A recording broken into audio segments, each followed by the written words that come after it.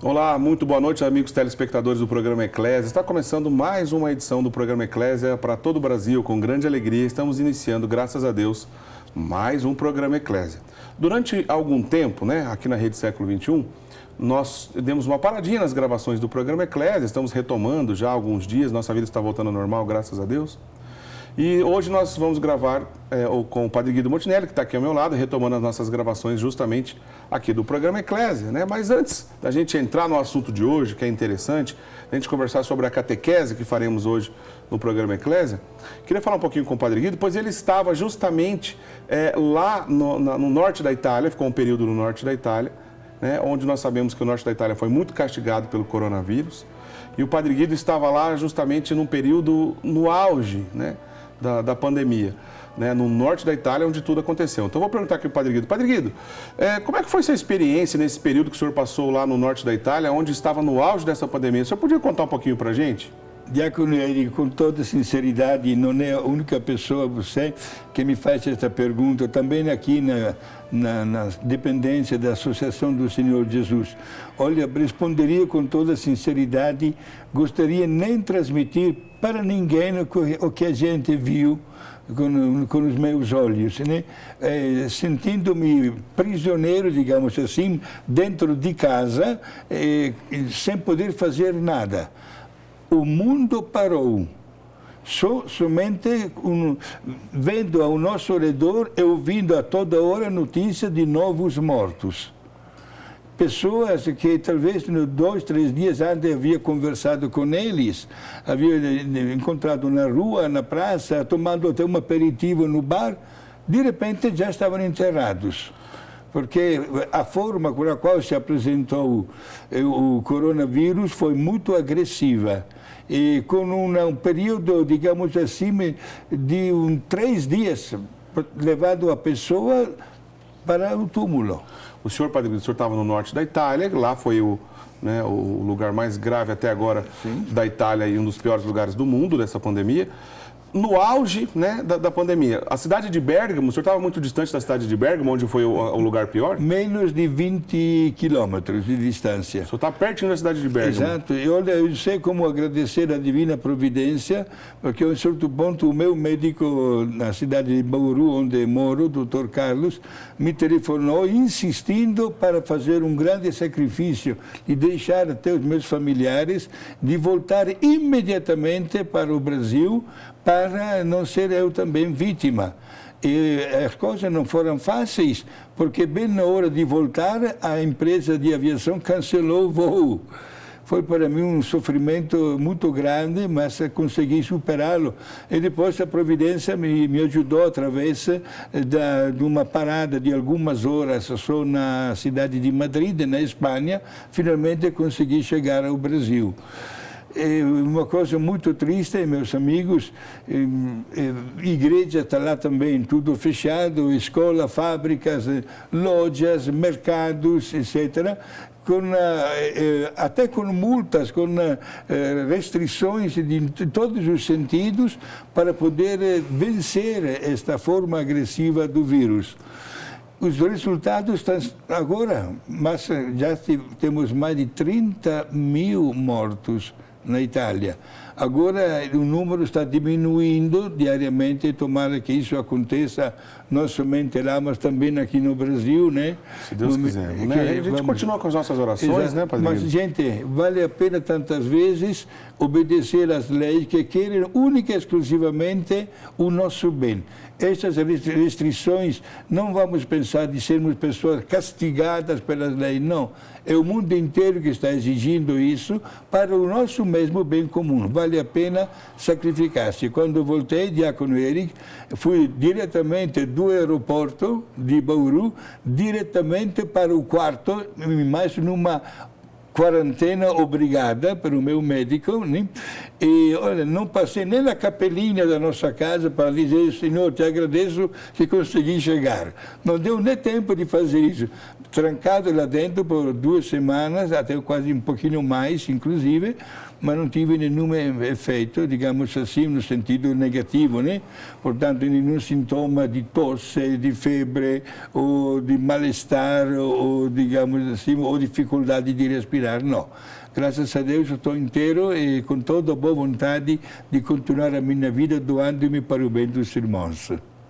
Muito bem, Padre Guido. Bom, e no programa de hoje vamos conversar sobre uma santa muito popular, né? Tenho certeza que muitas pessoas estão nos assistindo agora, tem carinho por ela, tem devoção a ela. Estou falando de Santa Rita de Cássia, né? Que no dia 22 de maio, todo dia 22 de maio, a igreja relembra a memória dessa santa maravilhosa, Santa Rita de Cássia. Sim. Padre Guido, é mais uma santa italiana, né? De um país que não falta justamente exemplos de santos, né, Padre Guido? E sem dúvida, Diácono Eric, Rita di Cássia é uma das santas mais amadas na Itália, porque é conhecida como uma santa que experimentou na sua existência de 76 anos os vários tipos, digamos, de status profissional. Um caso único na história da Igreja, né? Ela experimentou na sua vida jovem de namorada, de esposa, de mãe, depois de viúva, depois perdeu até os seus filhos e depois também de religiosas. Nunca na nossa vida acontece de passar por tantas experiências diferentes, inclusive até superando obstáculos que até no dia de hoje seria, digamos, uma grande dificuldade para que isso acontecesse. Mas nada é impossível para Deus. Entre aspas, Santa Rita é conhecida como a santa das coisas impossíveis. Aliás, na vida dela tem vários exemplos de coisas impossíveis, né, que ela foi agraciada e ficou conhecida como a Santa da Causa Impossíveis. Vamos fazer o seguinte, vamos só lembrar aqui desde o início da história, porque tem tanta coisa legal para a gente conversar com ela, a gente segue aqui a ordem cronológica. Certo. Ela nasceu em 1381, perfeito, né, Padre Guido? Cidade de Roccaporena? Sim, Roccaporena é mais um distrito de Cássia. Cássia em português, em italiano é Cascia. Cássia. Inclusive temos uma cidade de Cássia aqui no estado de São Paulo, né? Aqui no Brasil. Né? Muito bem. Ainda, desculpa interromper, Padre, mas já completando, temos diversas cidades no Brasil dedicadas a Santa Rita. Oh, que bom, né? Santa Rita do Passa Quatro, entre outros. Então nós temos, a Santa Rita também tem essa influência na geografia aqui também. Certo. E na cidade de Cássia existe até hoje, e é um lugar, digamos assim, não só frequentado pela história, mas com um marco da presença de religiosas monjas agostinianas, que até hoje cuidam daquele mosteiro onde, nos anos idos, quando nasceu Santa Rita, era o ano 1381, portanto já são mais de 700 anos que passaram, e este mosteiro continua ativo, porque tem tantas religiosas que passam aí a sua vida num misto, digamos assim, de ação contemplativa com ação ativa. Certo. Contemplativa no sentido de um verdadeiro retiro constante, mas não dentro de uma clausura típica das grandes ordens, quais, por exemplo, as religiosas concepcionistas franciscanas, religiosas do Carmelo, etc. Essas religiosas atuam a serviço até de santuários com a catequese, preparando os fiéis que querem confessar-se através de exame de consciência, ajudando os mesmos fiéis depois da confissão a fazer um devido agradecimento. Olha, uma belíssima catequese, um belíssimo serviço. São religiosas que até hoje marcam a sua presença neste mosteiro. Aliás, só vai explicar aqui na sequência, justamente, Santa Rita foi agostiniana. Logicamente, essas religiosas continuam o trabalho na comunidade que um dia a própria santa pertenceu, né? Padre Guido, a gente está lembrando aqui do perfil biográfico, né, da Santa Rita. Nasceu em Roccaporena, faleceu em Cássia, né? Na sequência vai explicar mais sobre ela. Mas aqui ainda um parênteses. Essa região, Padre Guido, que viveu, nasceu e morreu Santa Rita, É uma região muito fértil de santidade, né, Padre Guido? O senhor poderia dar alguns exemplos para a gente? Sim, Diácono Eric, é uma das menores regiões da Itália, situada na Itália central. Certo. E nesta pequena região temos, usamos a palavra meio vulgar, uma proliferação de santos e santas, uma riqueza extraordinária. Francisco de Assis é 20 minutos de Cássia, bem perto. Francisco de Assis com Santa Clara, também de Assis, né? San Rufino, também de Assis. Ao lado de Assis temos Nursia, italiano Norcia, terra onde nasceram 2 gêmeos, um mais santo do que o outro, Bento e Escolástica. Ao norte de Assis temos a cidade de Foligno, onde nasceram 2 mulheres, uma já é beata, outra já é santa, com o mesmo nome, Angela. E corpo incorrupto, né? É o corpo incorrupto, exato. Falando de corpo incorrupto, já adianto que também o corpo de Santa Rita, até hoje, é incorrupto. E com fenômenos diante dos quais a mesma ciência faz assim, não sabe explicar. Bom, é interessante que num lugar tão rico de santidade, né, tantos santos, basta o nome que o senhor disse aí, alguns são sensacionais, né? Para ter tanta honra, destaque aqui na vida de Santa Rita, que ela realmente não foi uma santa dessas, vamos dizer assim, pequenas, né? Ela foi uma gigante mesmo. Mas lembrando, né, ela foi esposa, o senhor já disse, né, esposa, mãe de 2 gêmeos, né, foi mãe de gêmeos. Depois ela ficou viúva, aí se tornou monja agostiniana.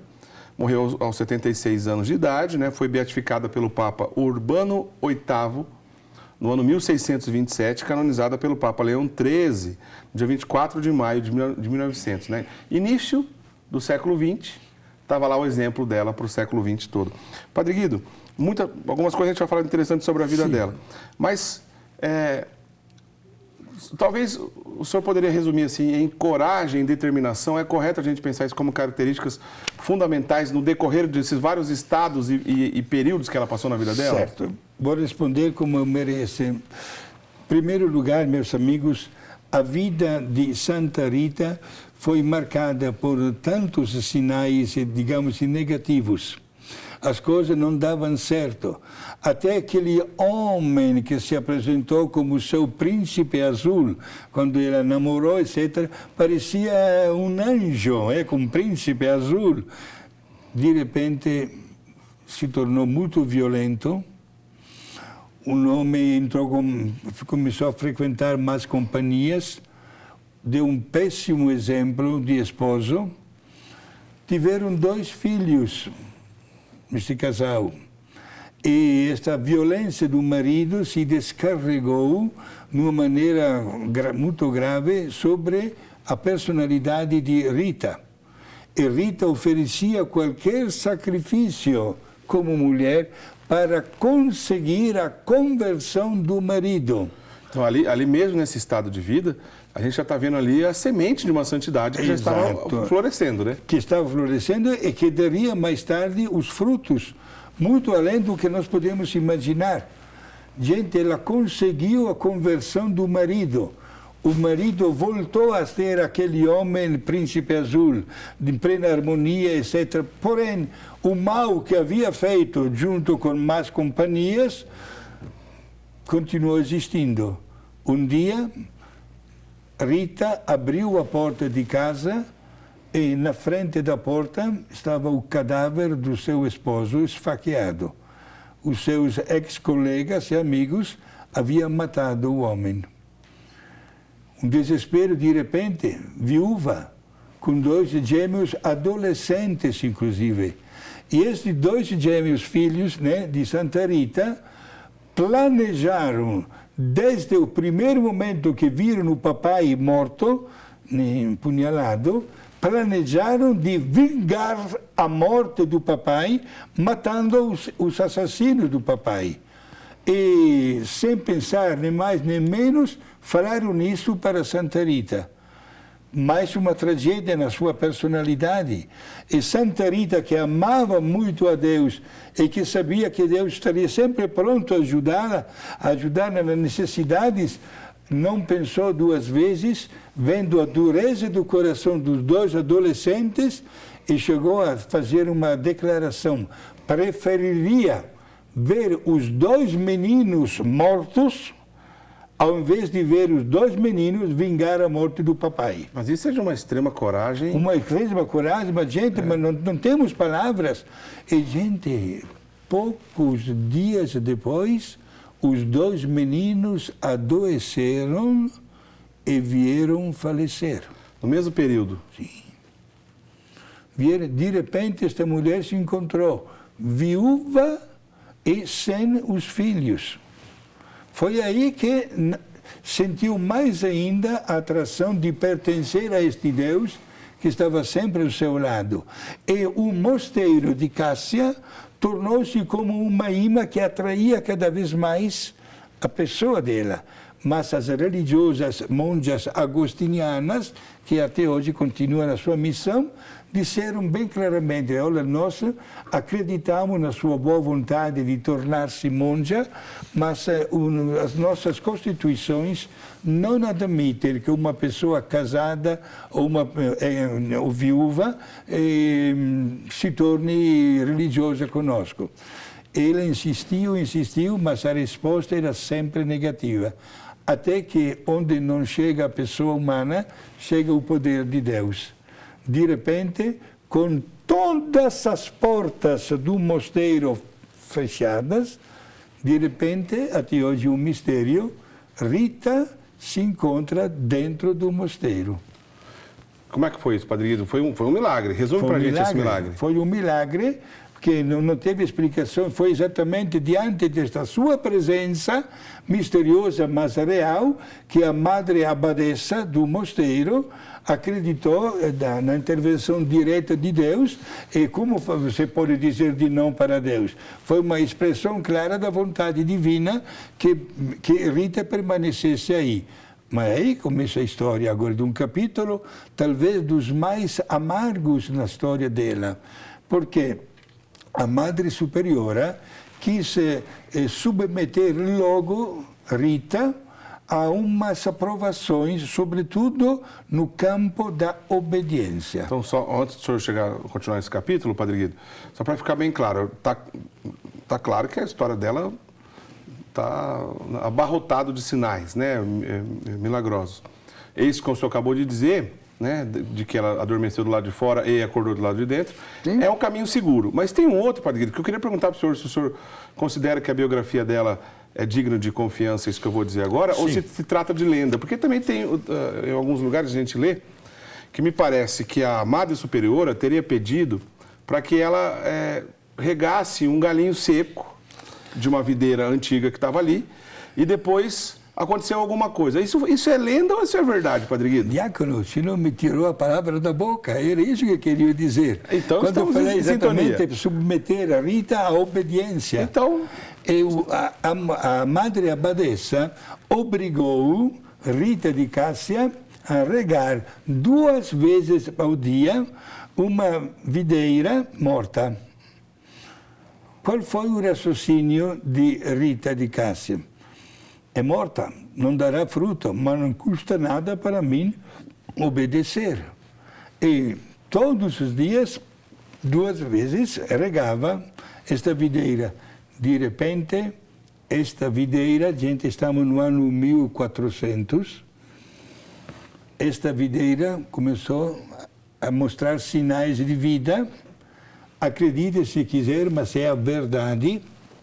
Até hoje continua dando uma uva muito gostosa e um vinho de grande destaque lá na Itália. Bom, então não se trata de lenda, dá para comprovar que está lá a videira até hoje. Então. Exato. Inclusive, uma das coisas que se visitam quando se entra naquele mosteiro é exatamente esta videira, né, grande, que tem mais de quase 800 anos de vida. E continua sendo bem cultivada e dá até hoje aquele produto. Isto é para a obediência. Mas o amor que Rita tinha para a vida consagrada não tendo nenhum compromisso mais com a sua família, tinha perdido o esposo e tinha perdido também os 2 filhos, era de poder ela interpretar e viver dentro de si, olha que um desejo, diante do qual não sei quem de nós teria a coragem, de participar um pouco da paixão de Jesus. Olha, diácono, se eu estou com um calo no pé, vou na farmácia. Se estou com uma dor de dente, procuro logo um remédio. E uma santa que pede, pelo contrário, de sofrer alguma coisa da paixão de Jesus. Dentro do quarto do convento, do mosteiro de Santa Rita, há até hoje uma pintura na parede de Jesus que carrega a cruz coroado de espinhos. Um espinho se afastou da pintura e penetrou a fronte em cima do olho esquerdo. Então não é no meio, Padre Guido? Não, erramos quando nossa história deve ser respeitada, diácono Henrique. Porque quando a gente vê uma imagem de Santa Rita... Bota bem no meio. Bota bem no meio, né, a ferida? Não foi no meio, então? Não, foi em cima do olho esquerdo. Certo. E criando uma ferida que não somente provocava dores, mas não somente também cicatrizava, mas dava um mau cheiro. Certo. O mau cheiro que se espalhou dentro do mosteiro, a tal ponto que as demais freiras não aguentavam mais esse cheiro. E foram obrigadas a construir, dentro do pátio interno do mosteiro, um quarto que foi o quarto da santa. Para ficar afastada das outras. Afastada da comunidade, porque ninguém não aguentava mais. Agora, presta atenção, diácono Henrique. Naqueles anos que ela estava no mosteiro, repito que não era de estrita clausura. Certo. Tinha até uma certa liberdade para ajudar no Ministério da Catequese, etc. Aconteceu um ano do jubileu em Roma. Ela logo pediu para a Madre Superiora a licença de acompanhar uma caravana até Roma. São 140 quilômetros, mais ou menos. Deixa eu só abrir um parênteses aqui, Padre Guido, só para lembrar os nossos amigos telespectadores. Ano jubileu acontece a cada 25 anos na igreja. Certo. Né? É um ano festivo, é o ano que o Papa conclama. Então, a cada 25 anos acontece o jubileu ordinário. Lembra que tem a Porta Santa, né? Que nesse momento, por exemplo, que nós não estamos no ano jubilar, essa porta está fechada. Né? Com tijolos, cimento certinho. O Papa, de maneira simbólica, inclusive pedir para a produção, se você puder colocar... isso, coloca aí para a gente, obrigado. Colocar uma imagem do Papa dando uma martelada, né, nessa porta, simbolizando que ali vai derrubar a porta para abrir o ano jubilar. Aí a porta que está escondida por trás dos muros, ela se abre e está aberto então o ano santo que acontece a cada 20 anos. Porém, o Papa pode proclamar um ano extraordinário. Aliás, o último ano extraordinário que teve na igreja, o Ano Santo da Misericórdia, o Padre Guido e eu tivemos a graça de estarmos juntos lá em Roma. Passamos na Porta Santa, justamente no ano Santo da Misericórdia, né, Padre Guido? Exato. Então, só para que o pessoal consiga entender, vamos voltar agora para o episódio de Santa Rita. Perfeito. Quando ela fez este pedido para a Madre de poder ir até Roma para ganhar a indulgência plenária, para visitar várias igrejas dos mártires, para ver o Papa de perto, etc., a resposta da Madre, a abadesa, foi espontânea e imediata. Escuta, se toda a nossa comunidade está fugindo da tua pessoa devido ao mau cheiro desta ferida em cima do teu olho esquerdo, é melhor que você não vai. Fica aqui, porque senão todo mundo vai fugir de você. E a santa recorreu a Jesus dizendo: Jesus, eu pedi para você a graça de participar da tua paixão. Te peço mais uma graça. Fecha esta ferida, não para sempre, só pelo tempo para eu ir até Roma e voltar. Gente, foi atendida. A ferida fechou, cicatrizou, o mau cheiro desapareceu, ela se juntou a uma caravana que de caça, foram até Roma a pé, e a viagem de ida e volta, com várias paradas, durou 2 meses. Diácono, acredite se quiser, mas a história deve ser respeitada. Na mesma noite que ela voltou de Roma, apareceu a ferida e o mau cheiro de novo. Que coisa, hein, Padre Guido? É por isso a santa das causas impossíveis, né? E esta cicatriz fechou definitivamente somente na hora da morte. Bom, a gente fala já sobre essa aí. Quero saber em relação a esse cheiro aí do tempo depois que ela já estava morta, como é que ficou? Porque o cadáver que se decompõe, nós sabemos que o cheiro é terrível. O senhor não vai falar agora não, porque nós vamos para o intervalo. Perfeito. E aí o senhor conta para a gente isso depois, tá certo? Perfeito. Nós estamos conversando um pouquinho sobre Santa Rita de Cássia, as curiosidades sobre a vida dela. Essa grande santa que no dia 22 de maio a igreja relembra a memória dessa santa italiana, de uma região que tem muitos santos. E ela se destacou porque a história realmente é maravilhosa. Vamos para o intervalo, daqui a pouquinho a gente volta conversando um pouquinho mais sobre Santa Rita. Não sai daí.